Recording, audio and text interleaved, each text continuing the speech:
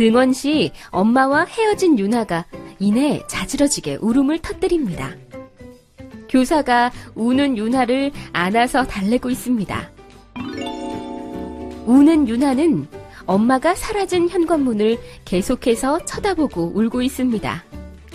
우는 유나를 안고 달래면서 교사는 교실로 향합니다. 유나의 울음은 그치지 않습니다. 송편 만들기 시간에 유나는 분홍색 송편을 딸기 송편이라고 부릅니다. 난 분홍색 제일 좋아. 선생님, 송편 몇 개 만들어요? 흰색 송편 5개, 분홍색 송편 5개 만들어보자. 네. 하나, 둘, 셋, 넷, 5. 딸기 송편 5개 다 만들었다. 흰색 송편만 만들면 된다.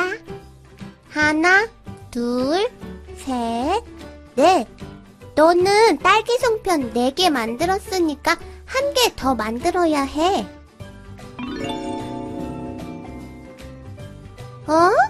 딸기 송편이 딸기 맛이 아니라 송편 맛이네.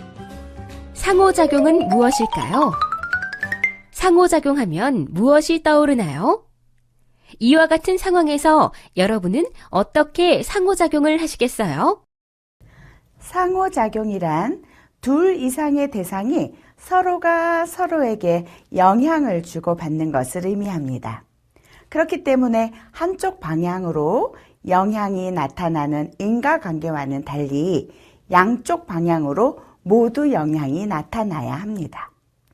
공감, 소통, 맞장구 치는 것이라고 할 수도 있는 것이어서 그 사람에 대해 주의를 기울이고 있다는 것을 암시하는 반응이라고 할 수 있습니다.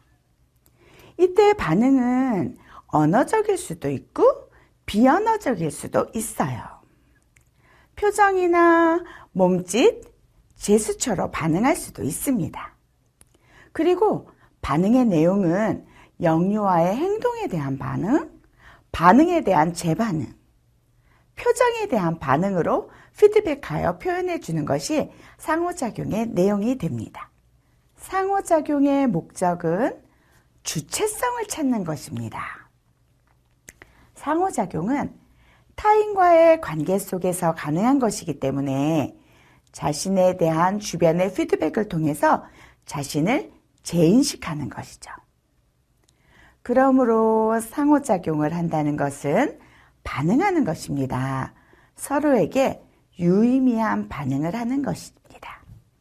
이처럼 자신이 어떤 존재인지, 자신은 타인에게 어떤 의미인지를 알게 되고 느끼게 되는 것이기 때문에 자신에 대한 존재감은 물론 타인 간의 관계성, 그리고 그 집단 속에서의 소속감을 가지게 하는 중요한 과정입니다. 그렇기 때문에 상호작용은 삶에 있어서 반드시 필요한 과정일 뿐 아니라 매우 의미로운 과정이라고 할 수 있습니다. 상호작용의 목적은 영아와 유아가 모두 같습니다. 모두 자신을 인식하고 사회 속에서 자신의 존재감과 소속감을 가짐으로 하여 자아 존중감을 형성하는 것입니다. 상호작용을 통해 영유아의 기능적 성장은 물론 서로 간의 관계가 보다 우호적이도록 하기 위한 방법으로는 크게 3가지 접근으로 볼 수 있습니다. 촉진적 상호작용, 안정적 상호작용, 긍정적 상호작용이 그것입니다. 이처럼 촉진적 상호작용, 안정적 상호작용, 긍정적 상호작용을 할 때 즉각적으로 반응해야 하고요.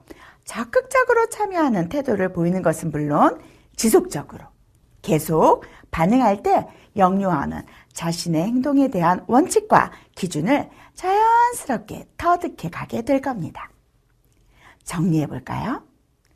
상호작용을 이해하고 적용하는 데 있어 7가지 단어에 주목해야 합니다. 반응, 행동, 재반응, 표정, 인물, 사물, 공간이 그것입니다. 상호작용은 반응입니다. 이때의 반응은 행동에 대한 반응, 반응에 대한 재반응, 표정에 대한 반응을 하게 됩니다. 그리고 이러한 반응들은 사람과의 관계, 사물과의 관계, 환경 속에서의 관계 안에서 이루어지게 됩니다. 이 7개의 키워드가 이번 교육과정을 통해 여러분을 전문가다운 전문가로 향상하게 하는 현장의 중요한 키워드가 될 겁니다.